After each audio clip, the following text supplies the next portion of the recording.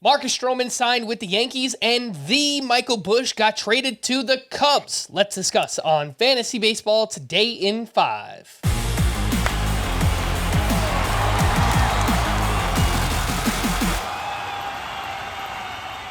Welcome into FBT in 5 on Friday, January 12th. I am Frank Stanfield, joined by Scott White, and we'll start things off with Marcus Stroman, who signed a 2-year, $37 million deal with the Yankees that includes a vesting option for the third year. We pretty much know who Marcus Stroman is. Last season had a 3.95 ERA, 126 whip, less than a strikeout per inning, still gets a ton of ground balls. The ERA his last 4 full seasons has been between 3.02 and 3.95. We pretty much know that's going to be good. Scott, your thoughts of Marcus Stroman to the Yankees? Well, I think it's a good decision by the Yankees to bring him in because obviously they have a park that where home runs are frequent.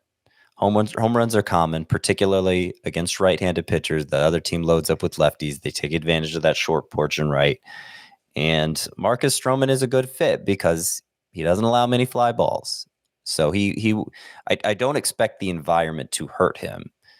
That being said, just because he won't lose value as a Yankee doesn't mean he has a ton of value to begin with. The ERA is about the best thing he has going for him. If you look at the rest of Marcus Stroman's stat line, there's not a lot to like there. The whip tends to run high, not much strikeout potential, and durability concerns. In fact, he's had such trouble working deep consistently that the last time he had more than 10 wins in a season was 2017. So Marcus Stroman is not a nothing in fantasy, not valueless, but he's closer to a streamer than somebody who absolutely deserves to be rostered. And the ADP would agree with that as well. Over the past month, 282 is the ADP for Marcus Stroman. So more of a late round starting pitcher than anything else at this point. We also had a trade. The Cubs acquired prospect Michael Busch and Yency Almonte from the Dodgers in exchange for 2 prospects, left-handed pitcher Jackson Ferris and outfielder Zahir Hope. Scott, Michael Busch, your boy, he's finally free. Finally free. 26 years old, former first-round pick from back in 2019. This past year in the PCL, hit .323 with 27 home runs. What do you think about the move? Where do you think he plays with the Cubs?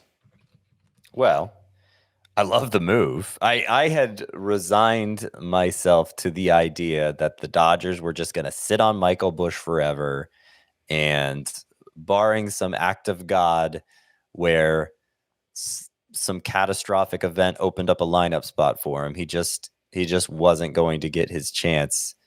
At least not in the near term. But I think after an offseason where obviously the Dodgers brought in a lot of players, blocked Busch's every avenue to playing time, they realized we're going to lose all our value with this guy if we don't cash it in now. He's already 26.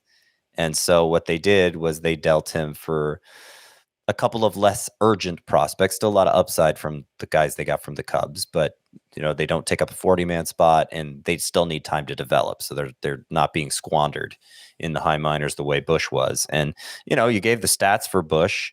What you didn't mention was how good of an on-base threat he was, reaching base at a .431 clip at AAA, and that's always been true for Busch. But I do think because he's 26, people might see that stat line and think, okay, he was just beating up on younger competition. He's not as good as his stat line.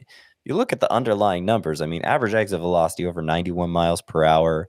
The zone contact rate was nearly 90%. Swinging strike rate, 7.7%. Busch is patient without being passive. And when he does make the decision to swing, he usually hits the ball very, very hard. And that is a really safe profile. I think the Cubs recognize that.